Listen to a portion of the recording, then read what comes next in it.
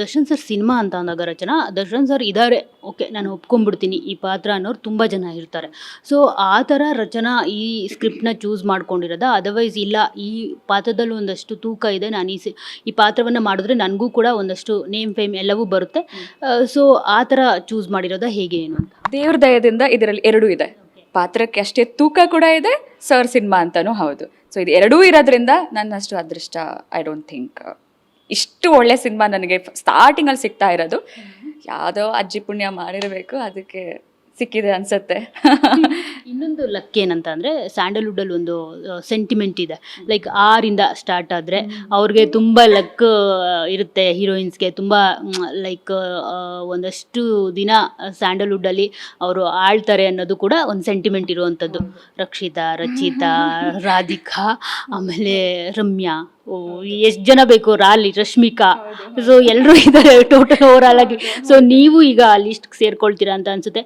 ನೋಡಿ, ಫಸ್ಟ್ ಸಿನಿಮಾಗೇನೆ ಒಂದಷ್ಟು ಏನೆಲ್ಲ ಕ್ರೇಜ್ಗಳು ಸಿಗಬೇಕು ಒಂದು ಹೀರೋಯಿನ್ಗೆ, ಜೊತೆಗೆ ಅಭಿಮಾನಿಗಳ ಒಂದಷ್ಟು ಅಭಿಮಾನ ಇರುತ್ತಲ್ಲ, ಅದು ಎಲ್ರಿಗೂ ಸಿಗೋದಿಲ್ಲ ಫಸ್ಟ್ ಸಿನಿಮಾ, ನಿಮ್ಗೆಲ್ಲವೂ ಸಿಗ್ತಿದೆ. ಏನು ಹೇಳೋದು, ದೊಡ್ಡ ಮಾತು ಇದು. ಬಟ್ ಅವರೆಲ್ಲ ಪ್ರೂವ್ ಮಾಡ್ಕೊಂಡಿದ್ದಾರೆ ಆಲ್ರೆಡಿ, ದೇರ್ ಆಲ್ ಲೆಜೆಂಡ್ಸ್ದೆ. ಸೊ ನಾನು ಇನ್ನು ಆ ಅಂಬೆಗಾಲ್ ಇಡ್ತಾ ಇದ್ದೀನಿ ಖಂಡಿತ. ಬಟ್ ಲಕ್ ಫ್ಯಾಕ್ಟರ್ ನನಗೆ ಗೊತ್ತಿಲ್ಲ, ಇರ್ಬೋದೇನೋ. But I am happy that I am getting this kind of a response ಅಂದಾಗ ಖುಷಿ ಆಗುತ್ತೆ.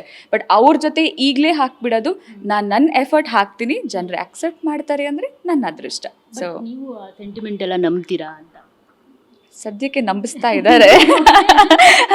ಸೊ ನೋಡಬೇಕು, ನನ್ನ ಮೇಲೆ ಡಿಪೆಂಡ್. ನಾನು ಹೆಂಗೆ ತಗೊಂಡು ಹೋಗ್ತೀನಿ ನನ್ನ ಕರಿಯರ್ನ, ನಾನು ಎಷ್ಟು ಜೋಪಾನವಾಗಿ ಹ್ಯಾಂಡಲ್ ಮಾಡ್ತೀನಿ, ಅವ್ರು ಕೊಡ್ತಿರೋ ಪ್ರೀತಿಗೆ ನಾನು ಎಷ್ಟು ಬೆಲೆ ಕೊಡ್ತೀನಿ, ಅದ್ರ ಮೇಲೆ ಡಿಪೆಂಡ್. ಅವ್ರು ಬೆಳೆಸ್ತಾರೆ, ಬಟ್ ಅದಕ್ಕೆ ತಕ್ಕಂತೆ ನಾನು ಇರಬೇಕು, ನಾನು ನಡ್ಕೋಬೇಕು ಅಲ್ಲ.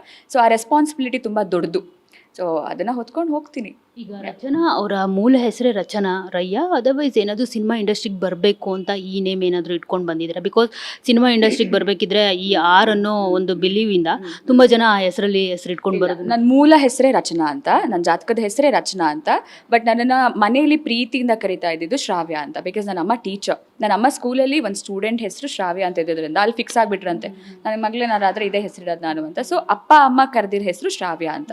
ಬಟ್ ನನ್ನ ಜಾತಕ ಅಂತ ನಮ್ಮ ಕಡೆ ಅದನ್ನು ಬಿಲೀವ್ ಮಾಡಿದ್ದಾರೆ, ಜಾತಕದ ಹೆಸರೇ ನಾವು ಏನು ಕೆಲ್ಸಕ್ಕೆ ಹೋಗ್ತೀವಿ ಅಲ್ಲಿ ಅದನ್ನ ಇಟ್ಕೊಂಡು ಹೋದ್ರೆ ಏನೋ ಒಳ್ಳೇದಾಗುತ್ತೆ ಅಂತ, ಅದೊಂದು ನಂಬಿಕೆ, ಅದೊಂದು ವಾಡಿಕೆ. ಸೊ ಜಾತಕದ ಹೆಸರು ನನಗೆ ರಚನಾ ಅಂತ. That was from Ra.